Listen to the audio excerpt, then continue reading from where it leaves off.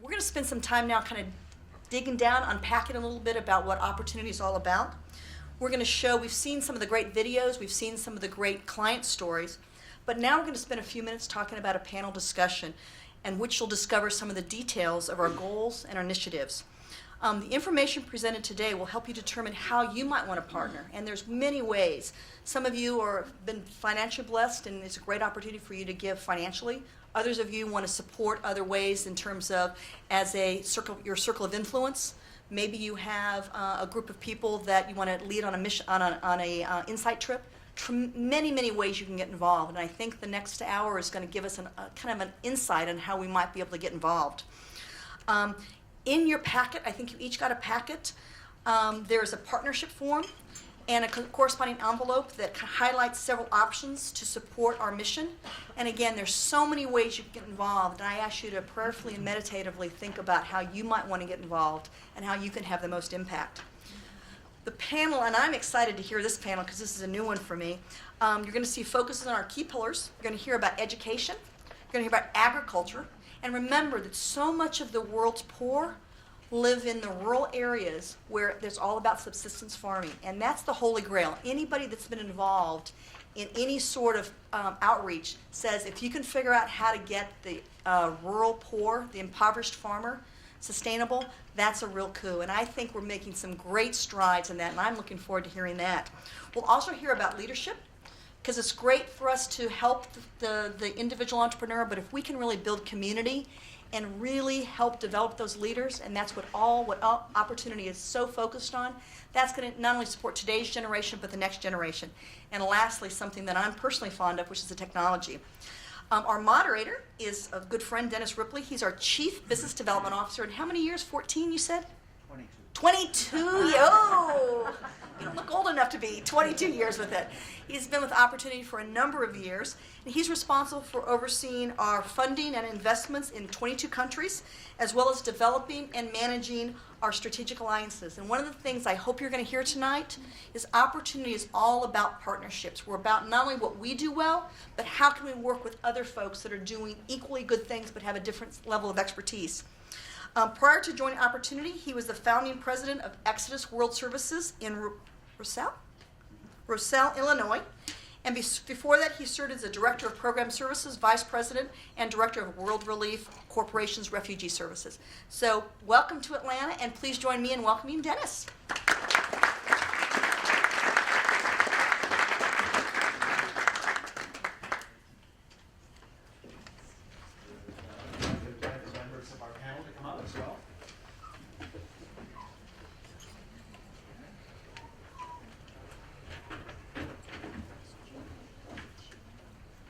While they're on their way, let me just tell you, we're going to take a look at some of the pillars that Karen talked about and give you some thinking about our strategy for serving our 5 million clients.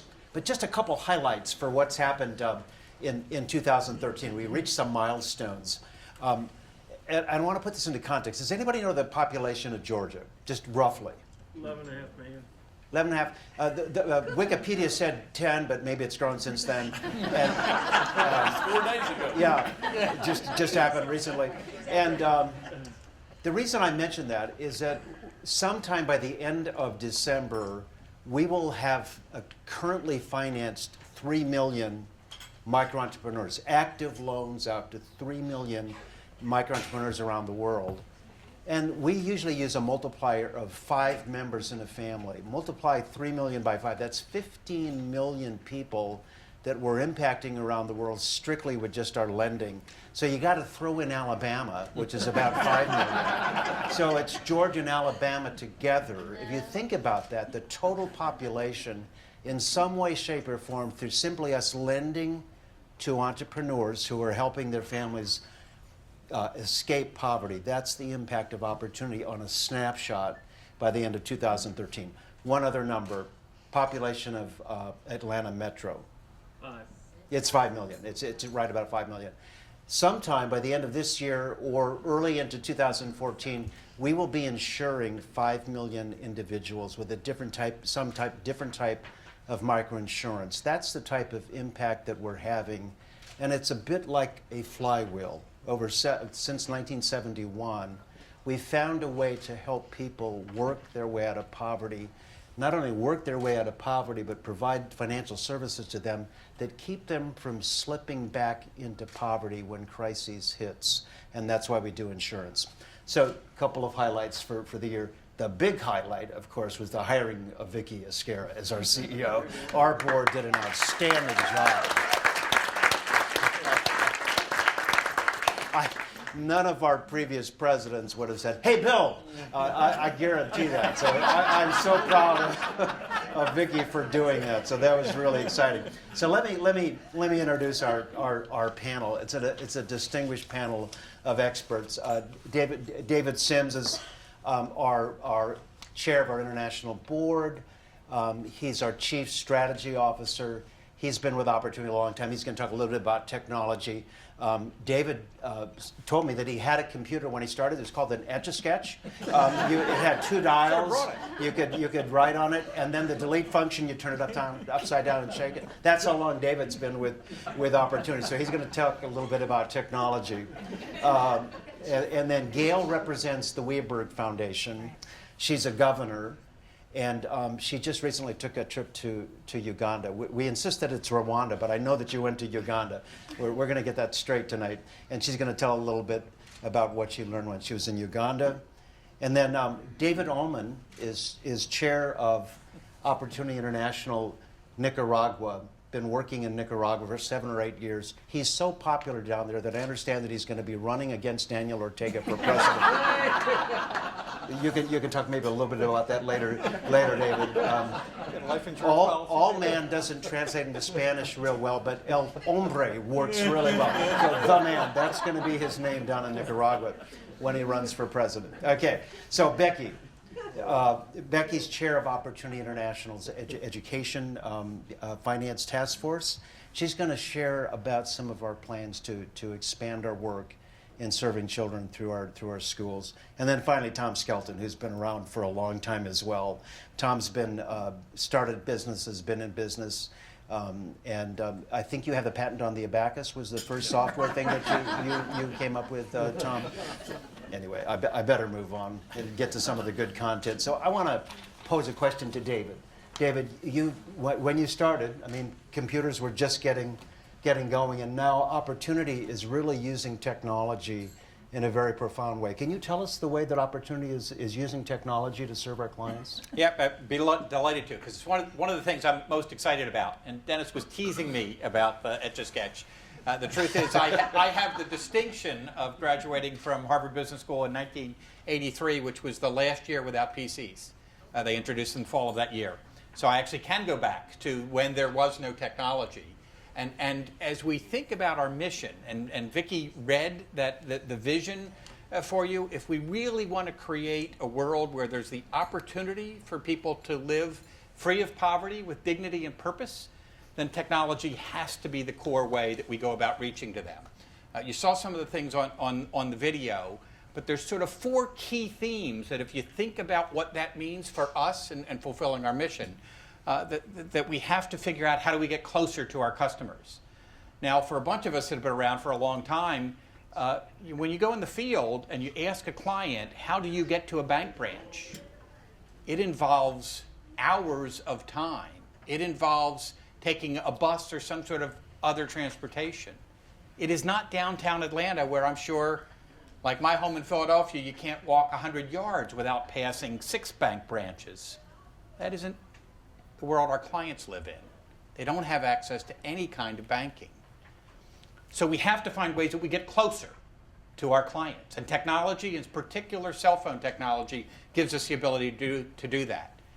We've talked a little bit already tonight that if we really want to reach the depth of people in the world that are deepest in poverty, we have to reach the rural poor. So that's wider.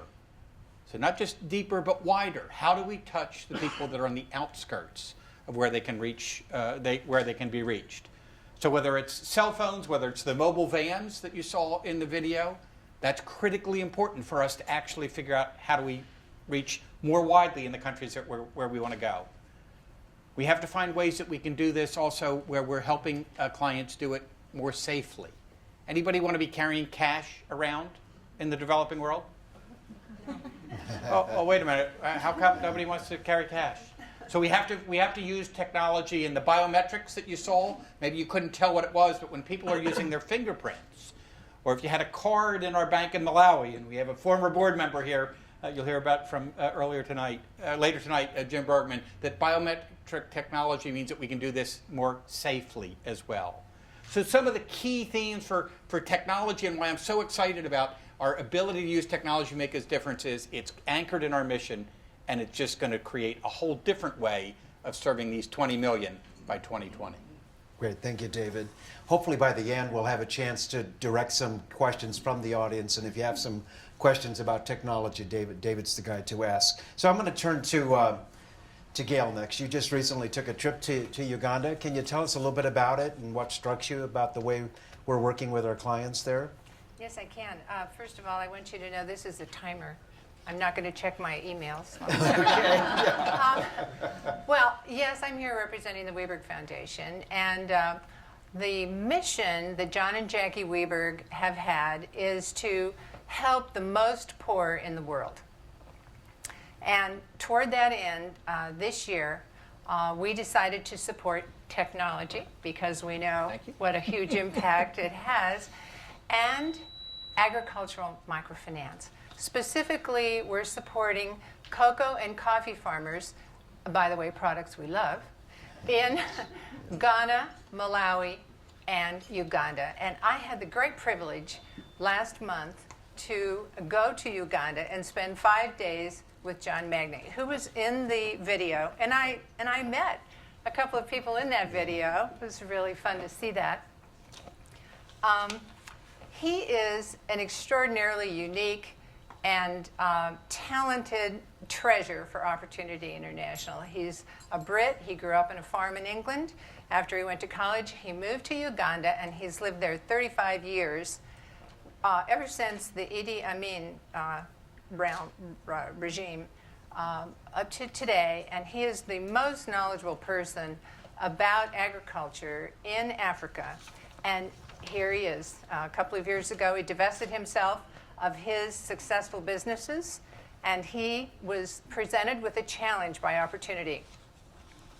Could he find a way to solve this issue about how to deliver loans to farmers? They don't really fit the traditional lending model of savings groups because they only get 1 or 2 paydays a year. And when their crops are harvested, they're really in desperation mode. They're in remote areas. They don't have access to services, to transportation.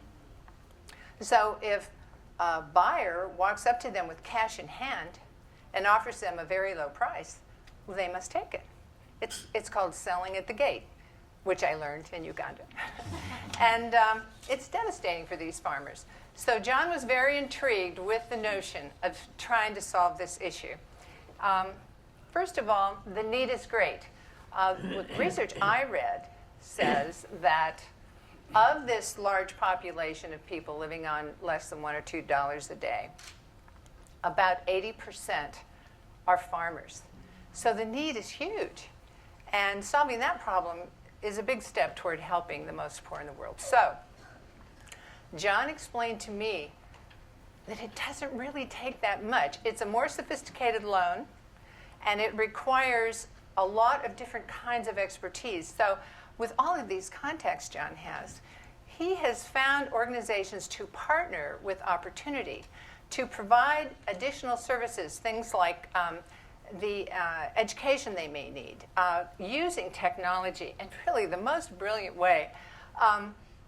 It was mentioned in the video. With a little cell phone, about half the size of this one, they can walk the perimeter of these irregular shaped farms, 1 or 2 acres. They're really kind of like large gardens out in the middle of nowhere, so that they actually know how much area the farmer has. So he knows, well, how much does he need in the way of seed? How much does he need in the way of fertilizer? So he can become more profitable. I saw these farms on Google Maps. They can identify, now that's pretty cool. It's really extraordinary to see how much we can do with technology that we couldn't do in the past. With partnering with organizations like Grameen Bank. Grameen in Uganda is providing funds to do something to pay for community knowledge workers. These are people who live out in the rural areas. They're typically young people. They're very savvy. They are so good on these little cell phones. With these cell phones, they can have access to scientifically based data so that farmers can get very good knowledge about how to improve their farming methods. They're doing a wonderful study.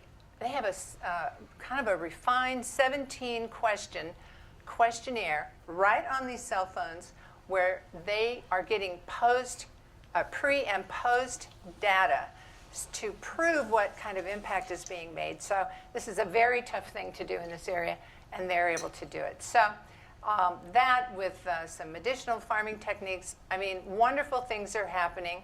I just hope that you put agricultural loans on your radar screen and learn more about it. Definitely listen to John Magna. He's terrific. Yeah, he's a great guy. We started 4 years ago.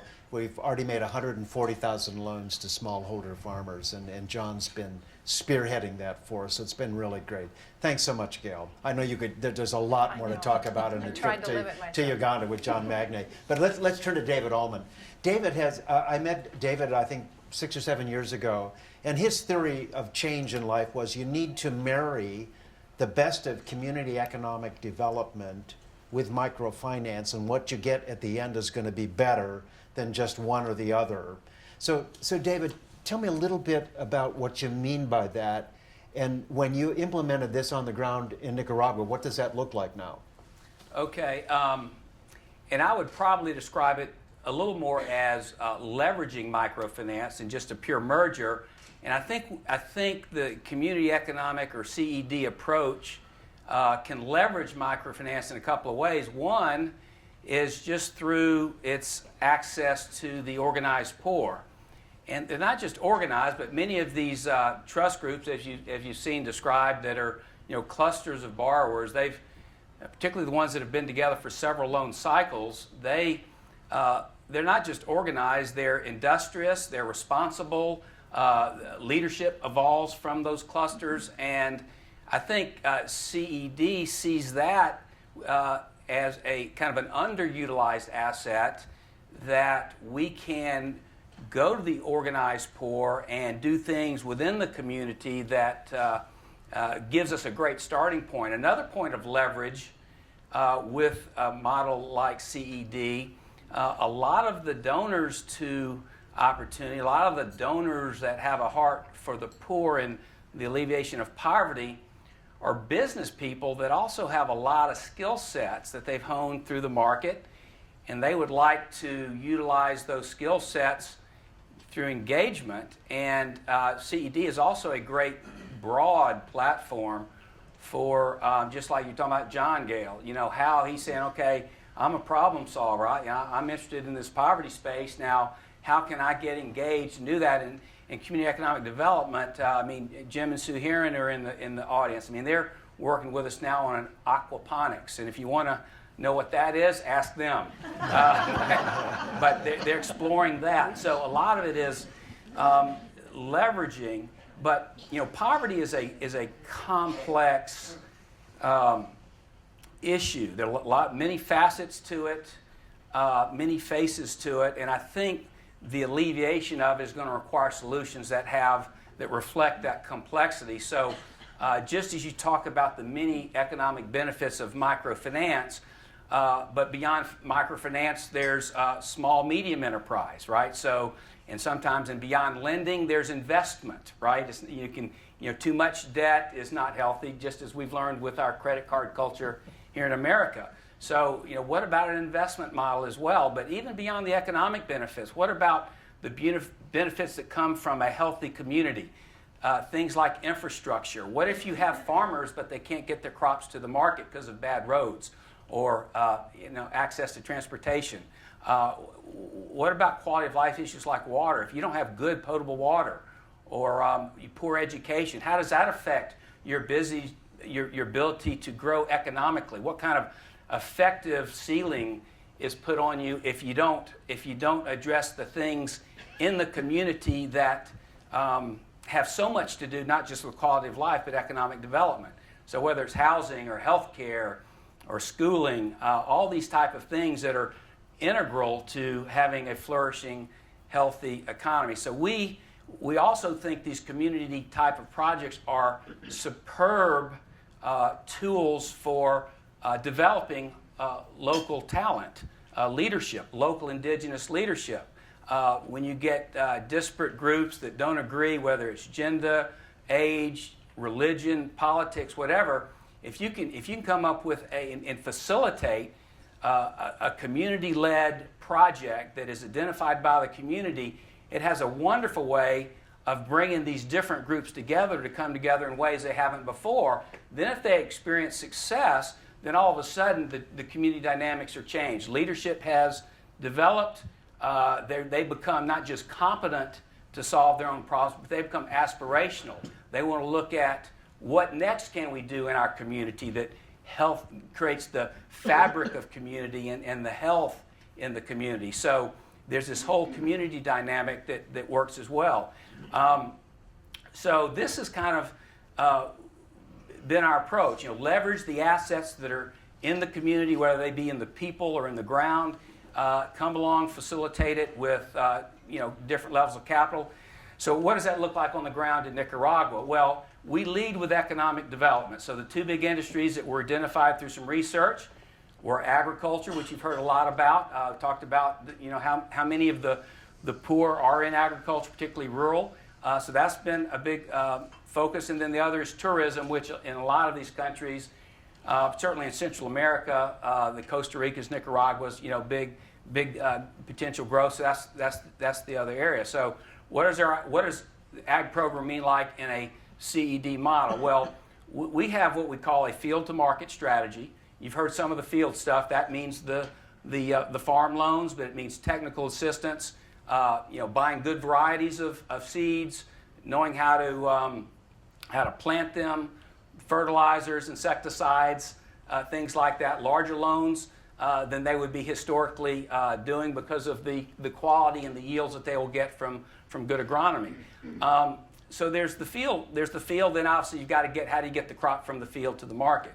But then you have the whole market side of it. And one of the things that we think is very important to take farmers from marginal increases in income, which they can get through, doubling their yields through good agronomy, so still very significant, is engaging them in the value chain. And so that involves having them to participate in more than just selling in the local market with a perishable product. So we have to think about how do we get them into value-added components of the value chain where they can get higher margins and participate at different levels of that. So, for example, we have developed a processing plant that we're in the process of going from a low-grade processing to a much higher grade, automated. We received a major grant from the Inter-American Development Bank that we're in the process of implementing as we speak. And we will end up with what I would consider to be a globally competitive processing plant where we will not just be selling in the local market or even the regional market, but we will be able to sell to markets globally. And so part of this value chain is connecting them to markets that are much broader than the local markets, and ultimately talking about how you share economic benefits, whether that's through profit sharing, whether that's through transfer of ownership of the plant over time, or at least the economic benefits, so that they are not just getting the smallest margin, which the producer, particularly a poor farmer, will get the smallest margin, and the middlemen and the people upstream get the larger margin. So how do you engage them in that? And we work through farm clusters, just like I think they're doing elsewhere, where this is kind of like the trust group, where it's kind of your distribution network, where they come together for training. But it's also a great, again, the organized poor. It's a great tool for other forms of holistic transformation. We talk about how if you have a 9 or 10 month crop, what the difficulties of kind of income leveling. So, for example, we do a lot of pig farms now. So these have just a few 3-4 month cycle, and allows these families to fatten these pigs, get income in cycles that allow them to withstand the long harvest cycle, and thereby not have to sell in a distressed situation. Yeah. David, I think we're going to have to move on. Christina in the back is saying that the macaroni and cheese is getting cold. Now, it's not possible to go to Nicaragua and visit what you're doing down there, is it? I think you need to go down there at some point in time. Remarkable work that's being done down there. Thank you, David. And we do need to move on. Yeah. I just wish David would be a little bit more passionate about what he does. It's really good. So let's move over to Becky. Becky, you're aware of the fact that we're doing some financing of schools in very poor communities to get children in school. And typically, we don't do that type of financing. We finance adults, and we kind of get a trickle-down effect with our lending to help parents and children. But you've seen the types of schools that we're financing. And the question to me is, why is it so important for Opportunity to focus directly on the children in some of these communities? Well, of course, all of us know the children are our future, and as a group of Opportunity International, and as well as personally me, I would like to see poverty alleviation happen in our generation. And so to kind of fast forward that, to bring down those opportunities to the children in these communities that we're already functioning in, that we all hope that they can have longer term education than they currently are getting. And most parents that are our clients, that's usually their number one goal when they have disposable income after just kind of immediate food, shelter needs to meet those school fee payments. So Opportunity has taken on, how do we address this from a financial perspective? And just a little bit of statistics that in Africa, 56% of children go to primary education, and only 27% go on to secondary education. So the last few years, Opportunity has taken kind of the time and the study to look at what are the obstacles for parents to send their children to school. And one of the most obvious is just cost, that in developing world, there's no free education. Even public education is not free in the developing world. You have to be able to pay your school fees, and that includes also being able to buy your uniform, your textbooks, your supplies, and many times this is out of reach for the poorest of the working poor, or the poorest in the communities. And so they oftentimes will pull their children out of school earlier, feeling like that the children could economically benefit the family more than being a drain on education, although they know that education is important. So that's one of the ways that Opportunity sees as a hurdle. And second is location, that oftentimes the government schools are not near where these population that are poor are located. So getting to school is logistically hard. So just another decision that those families have to make, how to get to their children to school when they're taxed as well, just trying to survive. Another hurdle is just the quality of education, especially in the public sector. The teachers are not highly motivated to show up, and when they are, they've got very large classroom sizes, and just their motivation to pull those kids up may not be there.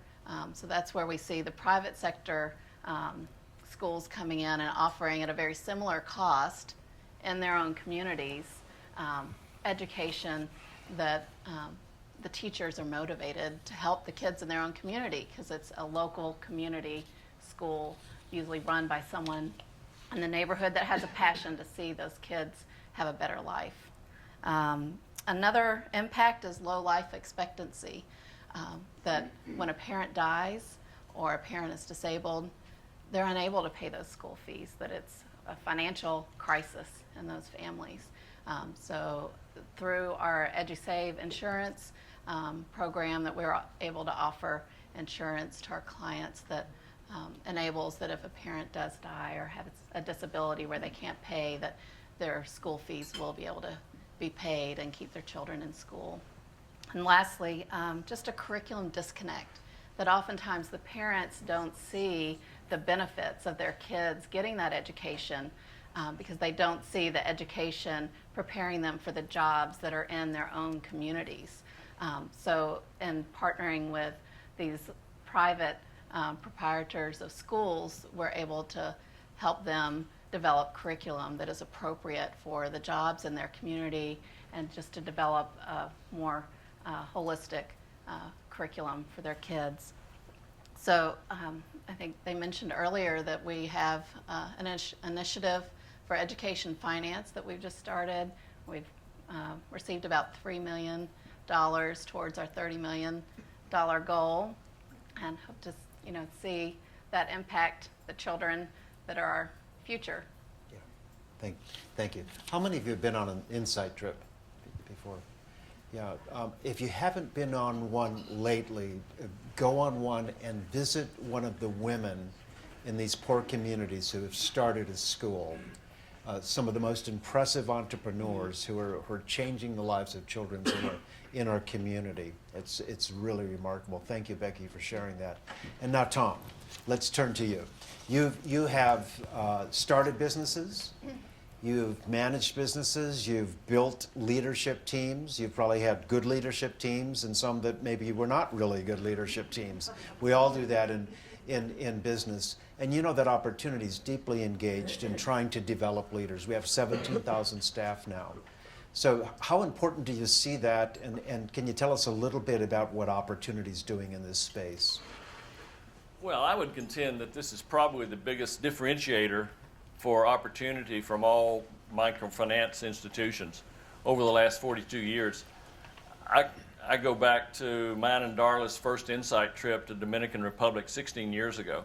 And we'd go to a trust group meeting, and the loan officer was spending a small part of the time collecting that month's or that week's interest and principal. She spent most of her time training. She talked about a different subject every week, whether it was inventory management or budgeting or managing cash at home. But even more importantly, she talks about a lot of the transformative training of what happens in the home.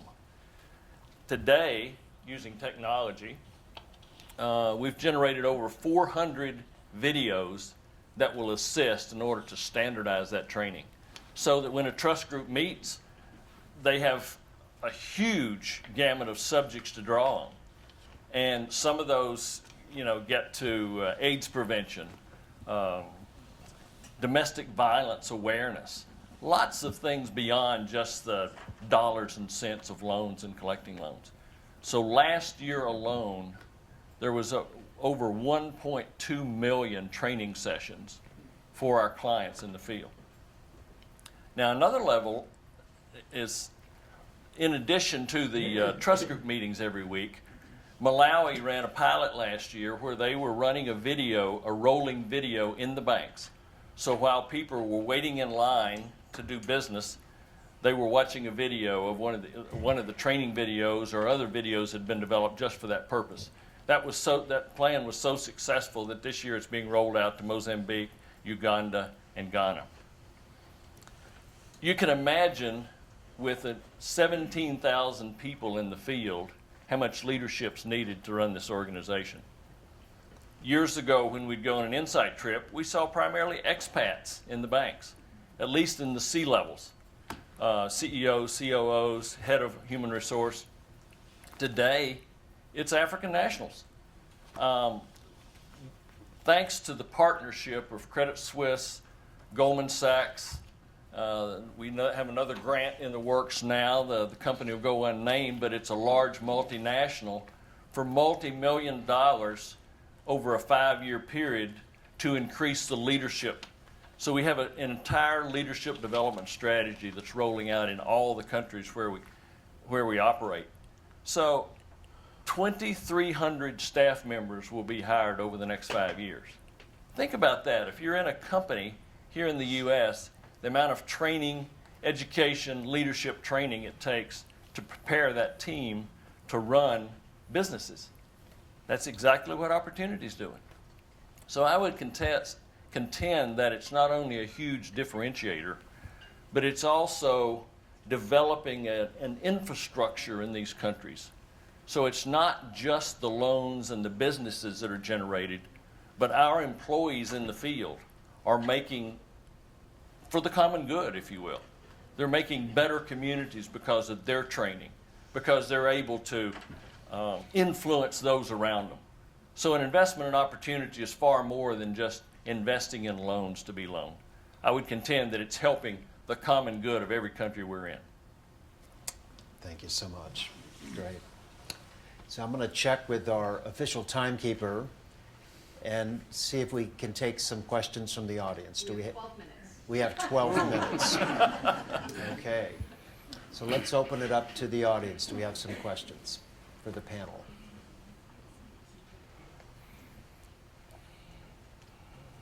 Question back here. Yeah, I'm not sure if the panel is the right person to answer it, but I'm really wondering what constitutes a win? I mean, we talk about alleviating poverty. What does that mean? We define poverty as less than $2 a day.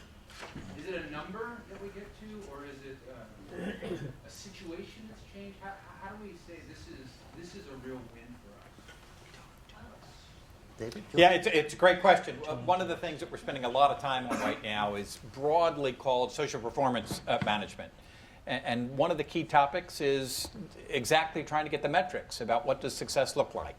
We talk about transformation at Opportunity having 4 dimensions to it. There's an economic, a social, a personal, and a spiritual dimension.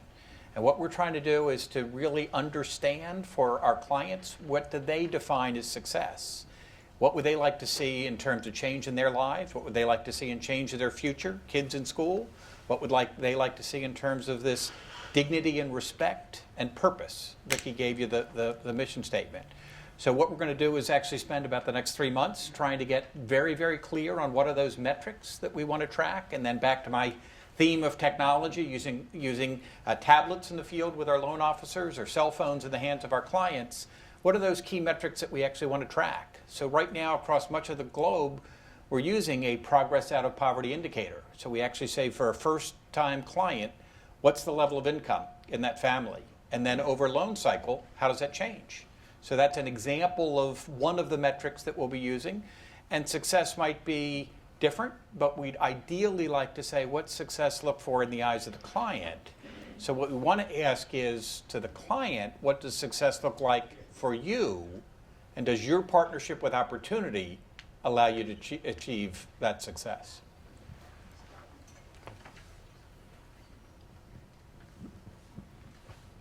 Looking at Africa, where we've, as the West, have put in $1 trillion and seen very little really come out of that. And primarily, as I've traveled around Africa, as I've seen the corruption there, how does Opportunity International and your clients deal with corruption and just those issues in those countries? Maybe I can give a go at that, and then I'll turn it over to David, our expert. But It's because I'm back from Congo, which is number 168 out of 173 on the index. yeah. Well, we have an employee code of conduct that we've created over the years, where we have a number of behaviors that we talk about with our employees, what we expect of them, and then they're measured against that. So in terms of corruption, you start in your own family and within your own house. Because we do financial services, from time to time, we will find some of our own employees who have found ways to actually make money that they shouldn't be making in our bank. And so we try very hard to set up systems that risk management systems, risk mitigation systems that work that way. The other thing that we try to do is we have a client bill of rights, which we think is very important for our clients. It's the last bank that I was in Africa a few months ago was in Uganda in our banking hall. We put it right up in front of everybody. It's a client bill of rights. It's about transparency in terms of interest rates. Is that there's something going wrong in the relationship with the bank, you can talk to the CEO of our bank if you'd like to. So we're trying to model, first of all, to our employees how to conduct our life and our business in a manner that's with integrity. One other story. This is a funny one to me. We opened up a bank in Russia in 1992 in Nizhny Novgorod, and we were actually the first company in all of Nizhny Novgorod, which is about the size of Chicago, 3 million people living there. And we were the first company to actually pay taxes. And the governor of the oblast said, we just can't believe this. We've never had a company actually come in and pay the taxes. And so we were just trying to operate the way that we would like to operate as a company. And we wanted to model that both to our employees and then to our clients who also operate business. So I think it's who you are and how you deal with people on a day-to-day basis that can be very potent in the life of people and in the life of a country. Yeah.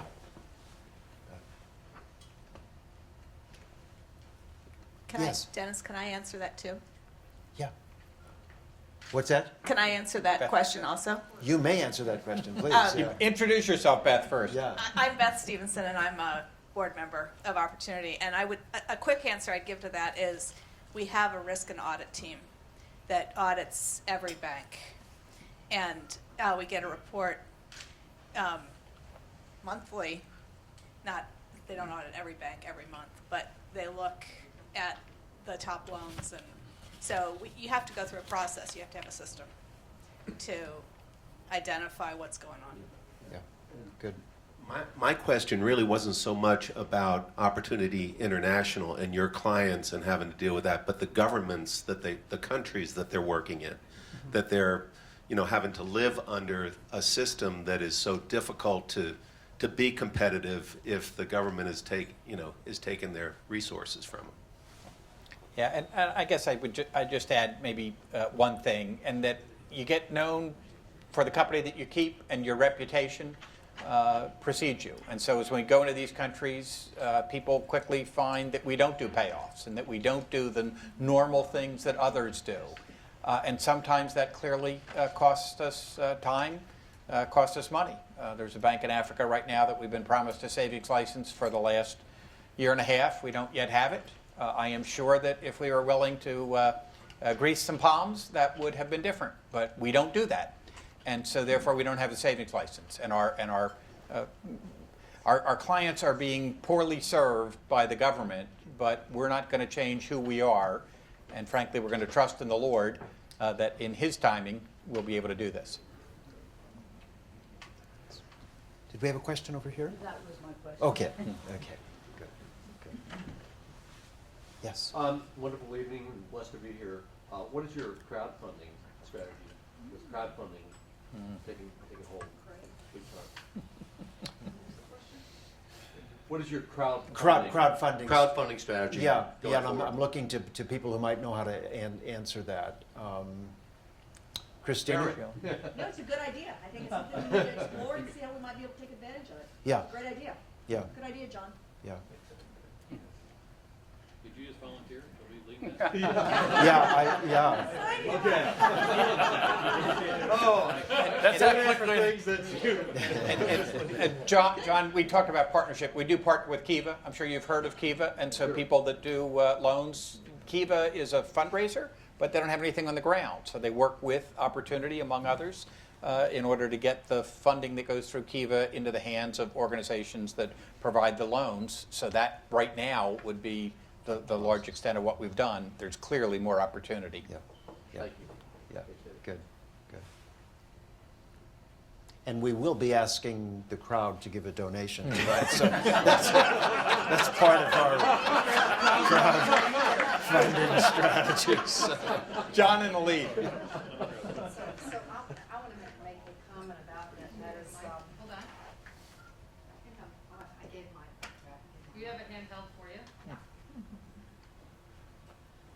So this will be very succinct.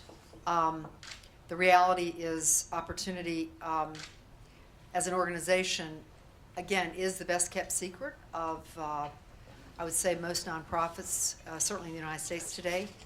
And we have had and continue to have really great individual donors and a steady state of those who have given to the organization. Two very significant areas of growth for us, John, and I'm going to ask to talk to you after this about crowdfunding, so you created a little bit of monster here. But you know, there is a tremendous amount of opportunity in tapping into corporations. Looking at you, Tom. And we've seen it in this past year. This past year, we received $19 million from Caterpillar. $10 million for Asia, 9.2, and $10 million for Africa. So, and we know based on next year what we're projecting, if we just look at 10 companies, there's a lot of opportunity for growth.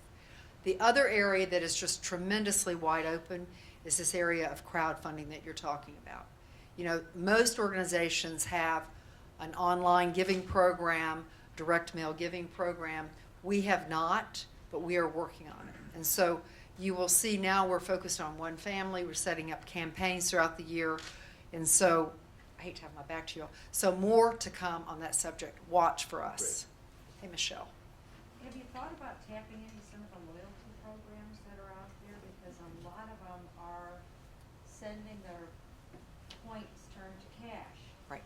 To charities of interest. And there are billions in unredeemed points out there. Yeah. So, Michelle, the question is, have you thought about tapping into the loyalty program?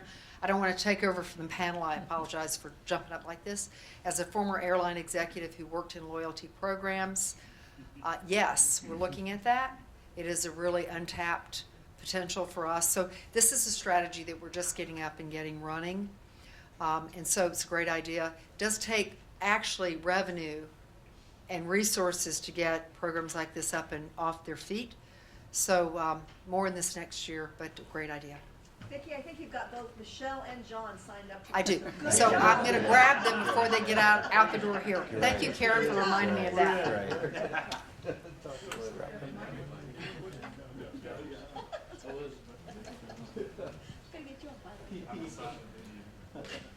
One last question do we have? Okay, if there are no more questions, first of all, I want to say thank you so much to the panel. Great job. And then I'd like to turn it back to Karen.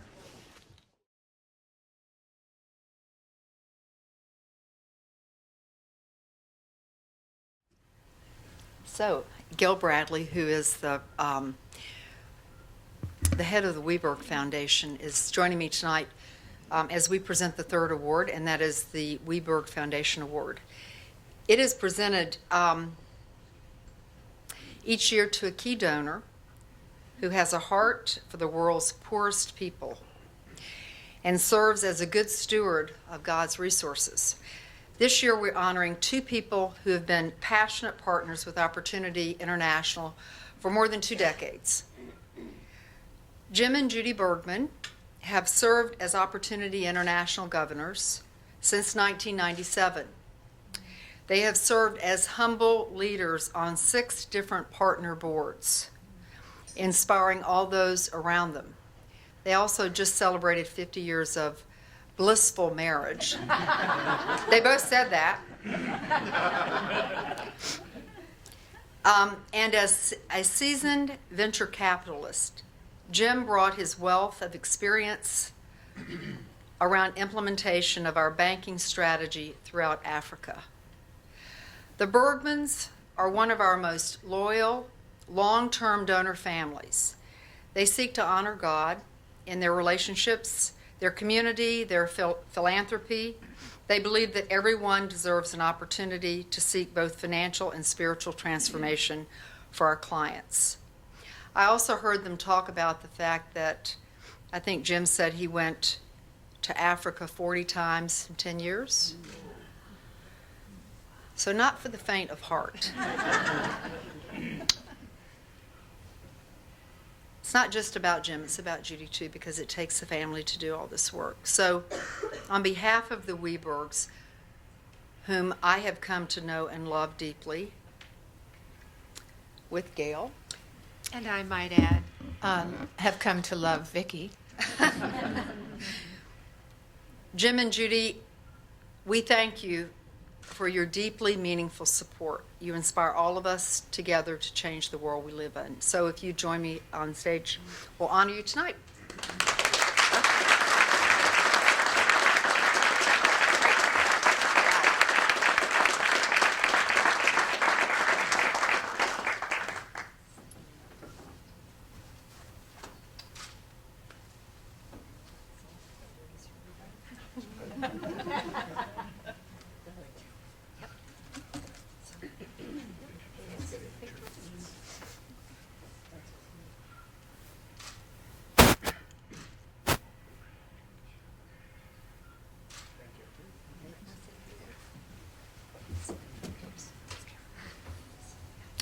First of all, I'd like to thank the Webergs for this award. I'm not sure I'm deserving of it, or that Judy probably is, but we're proud to have been able to help here. Our lives were changed by an Insight trip. It was actually a vision trip with World Vision, where we, it's about 20 years ago, we went to Africa and we got to see what it was like to live in the villages and got to meet some of the people. And it's really life-changing when you realize that these are people just like us. They just happen to have been born in a different place. They're just as smart. They're even harder working just to survive. And we kind of came back after that and said, we really need to do something to help out. We've been blessed here, and it says in the Bible, you're blessed to be a blessing to others. So why don't we do something? So we set up a family foundation. We gave some money, but we were still young and active, and said, we should do something that, to use our talents, limited as they may be, to try to help out as well. And so my background was venture capital. Judy's was really organizational. She helped the Women of Vision group out in California grow from 20 people to over 250 people, and there are now like 40 chapters around the U.S. She went back to school, back to Fuller Seminary, and got a master's degree in theology. All this time I was looking for something to do. Charlie Dockmo was kind enough, the president back in the late 90s, took Judy and myself to around the world. We started out at the Grameen Bank for a week, and then we went off to Ghana, and I was asked to join the board there in Ghana to help it convert from an NGO to a bank. And from that, it led to getting on the board in Zambia, in Malawi, and helping to start an organization for OI in Kenya and in Tanzania. So I was going to Africa quite frequently, and I learned a lot.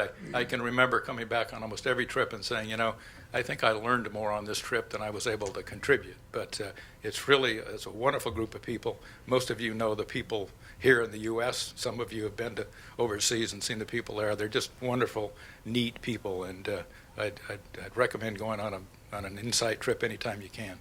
So thank you for this award. Thank you for giving us the opportunity to serve.